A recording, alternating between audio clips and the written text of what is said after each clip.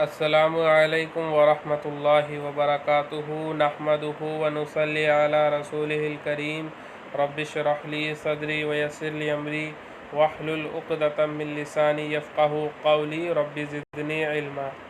آج ہم القراءۃ الواضحہ صوم کا 41واں سبق پڑھیں گے۔ القداحۃ یعنی لائٹر، قداحۃ کہتے ہیں لائٹر کو۔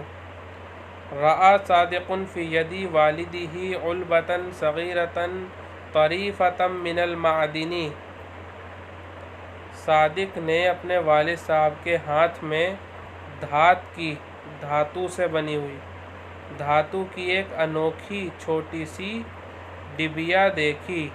علبتن کہتے ہیں باکس کو، طریفتن انوکھی چیز کو، معدن کہتے ہیں دھاتو، میٹل کی انوکھی چھوٹی سی ڈبیا دیکھی۔ وَكَانَ وَالِدُهُ يَضْغَطُ جَانِبَهَا فَيَنْفَتِحُ غِطَاءُ الْعُلْبَةِ بِقُوَّةٍ، اور اس کے والد صاحب اس کو ایک طرف سے دباتے۔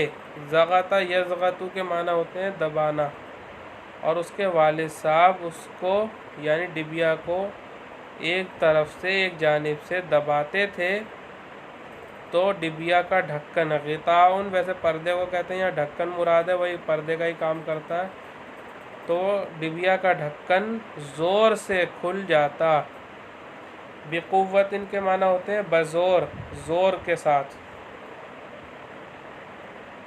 بقوت زور کے ساتھ، زور سے کھل جاتا۔ وَتَظْهَرُ مِنْهَا شُعْلَةُ نَارٍ صَغِيرَةٌ كَالَّتِي تَظْهَرُ مِنْ عُودِ الْكِبْرِيتِ۔ دیکھیے شعلۃ نارن، اس کے بعد صغیرۃ پہ تنوین آ رہی ہے پیش کی، تو یہ پیش کی تنوین کیوں آ رہی ہے؟ اس لیے کہ یہ شعلۃ جو مضاف ہے اس کی صفت ہے، مضاف کی صفت مضاف الیہ کے بعد میں آتی ہے، تو نارن مضاف الیہ ہے، تو اس کے بعد میں صغیرۃ شعلۃ کی صفت آ رہی ہے۔ دیکھیے شعلۃ نکرہ تو اس کی صفت بھی نکرہ، اگر یہ معرفہ ہوتا یعنی مضاف الیہ اگر معرفہ ہوتا ہمارا تو یہ بھی معرفہ، تو پھر ہم اسے الف لام سے لے کر آتے۔ ابھی چونکہ یہ الف لام نہیں ہے یعنی مضاف الیہ پر یہ تنوین آ رہی ہے تو یہ نکرہ ہوا، تو اسی لیے ہم یہاں پہ نکرہ لے کر آئے۔ خوب سمجھ لیجئے اس کو، تھوڑا سا اوپر کرتے ہیں اسے، تو دیکھیے وَتَظْهَرُ مِنْهَا شُعْلَةُ نَارٍ صَغِيرَةٌ كَالَّتِي تَظْهَرُ مِنْ عُودِ الْكِبْرِيتِ۔ کبریت جمع کباریت، ماچس کو کہتے ہیں، عود کہتے ہیں لکڑی کو، عود الکبریت یعنی دیا سلائی ماچس، ماچس کے معنی میں عود الکبریت، اور اس سے یعنی کس سے؟ ڈبیا سے، چھوٹا آگ کا شعلہ، آگ کی چھوٹی سی چنگاری ظاہر ہوتی، نکلتی، جیسا کہ دیا سلائی سے نکلتی ہے۔ کلتی کا ترجمہ کرتے ہیں کہ جیسا کہ دیا سلائی سے نکلتی ہے، تو اس کا ڈھکن زور سے کھلتا، تو ڈبیا کا ڈھکن زور سے کھل جاتا اور اس میں سے آگ کی چھوٹی سی چنگاری نکلتی، جیسا کہ دیا سلائی سے نکلتی ہے، جیسا کہ ماچس سے نکلتی ہے۔ ثم يقفل الغطاء ويضغطه فتطفأ النار۔ پھر وہ اس کو بند کر دیتے، پھر وہ ڈھکن کو بند کر دیتے اور اس کو دباتے تو آگ بجھ جاتی، وَتَبْقَى الْعُلْبَةُ مُقْفَلَةً وَيُعِيدُهَا إِلَى جَيْبِهِ۔ دیکھیے جملے کا تعلق پیچھے والے جملے سے ہے، وَيَضْغَطُهُ فَتُطْفَأُ النَّارُ وَتَبْقَى الْعُلْبَةُ مُقْفَلَةً، اور وہ اس کو دباتے تو آگ بجھ جاتی اور ڈبیا بند ہو جاتی، ڈبیا جو ہے وہ بند ہو جاتی، یعنی باقی رہتی کہ بند ہو گئی، یعنی بند ہونا جو ہے اس کا باقی رہتا، یعنی بند ہو جاتی، یہ اس کا ترجمہ کر لیں گے۔ وَيُعِيدُهَا إِلَى جَيْبِهِ، اور والد صاحب اس کو اپنی جیب میں رکھ لیتے۔ جیب کو کہتے ہیں، لوٹانا مطلب رکھ لینا، واپس کر دینا۔ ریورٹ.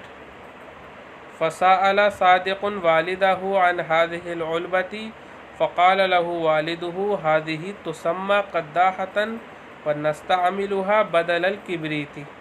اس کو اوپر کر دیتے ہیں ہلکا سا یہاں تک. تو صادق نے اپنے والد صاحب سے اس ڈبیا کے بارے میں پوچھا، دریافت کیا، تو اس سے اس کے والد صاحب نے کہا کہ اس کو کہا جاتا ہے لائٹر. تسمہ اس کا نام رکھا جاتا ہے، اس کو کہا جاتا ہے لائٹر. اس کو لائٹر کہا جاتا ہے اور ہم اس کو دیا سلائی کے بدلے میں استعمال کرتے ہیں، یعنی ماچس کے بدلے میں استعمال کرتے ہیں. ذات مرۃ لعب بالقداحة صادق فی غیبوبة والدیہ.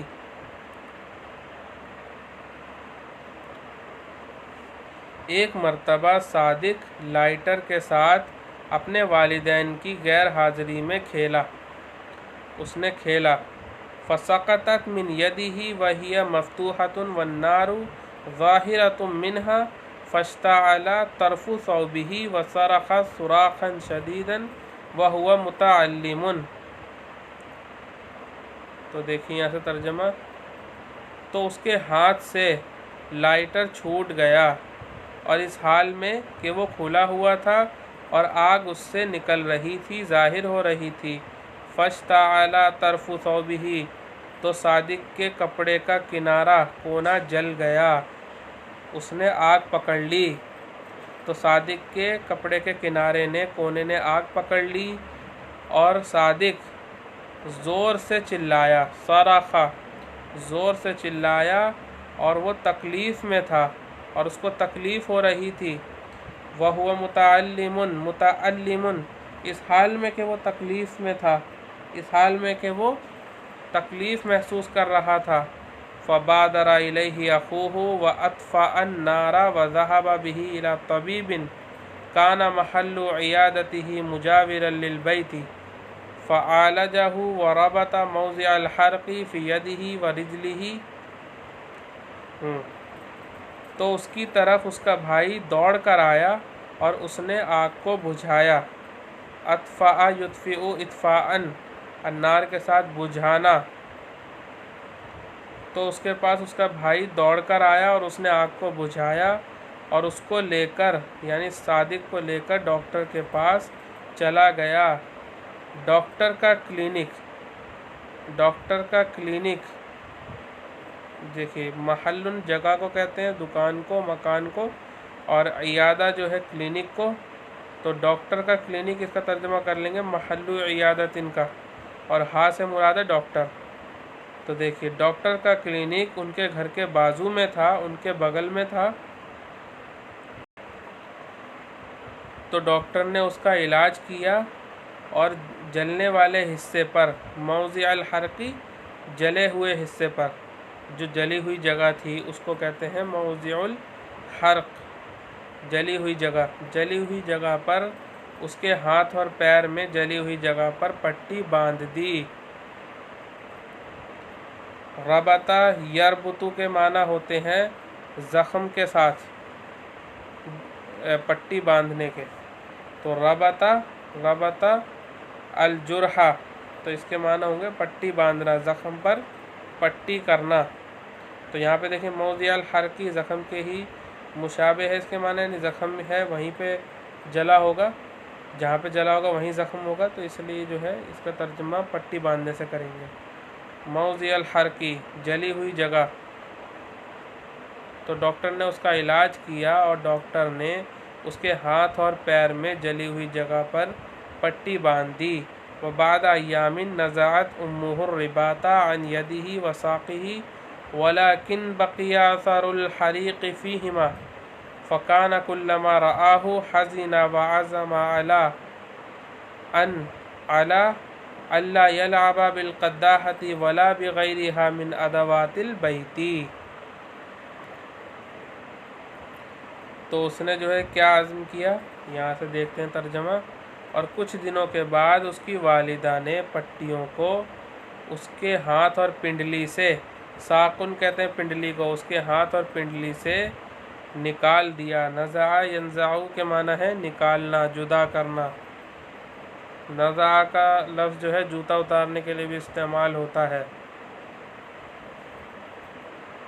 اور کچھ دنوں کے بعد اس کی والدہ نے اس کے ہاتھ اور پنڈلی سے پٹیاں اتار دیں، کھول دیں۔